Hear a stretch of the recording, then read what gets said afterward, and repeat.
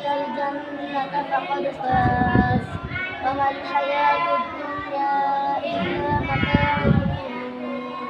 لتبلون في أموالكم وأنفسكم ولتسمعن من الذين أوتوا الكتاب من قبلكم ومن الذين أشركوا أذى كثيرا وإن تصبروا وتتقوا فإن ذلك من عزم الأمور. وإذ أخذ الله ميثاق بني إسرائيل وإذ أخذ الله ميثاق الذين أوتوا الكتاب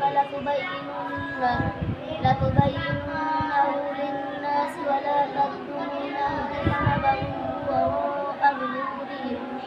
فنبذوه وراء ظهورهم واشتروا به ثمنا قليلا فبئس ما يشترون.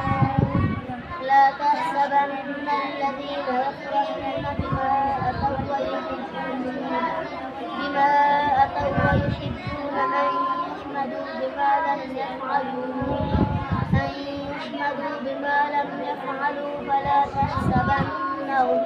فلا تحسبنهم بمفازة من العذاب ولهم عذاب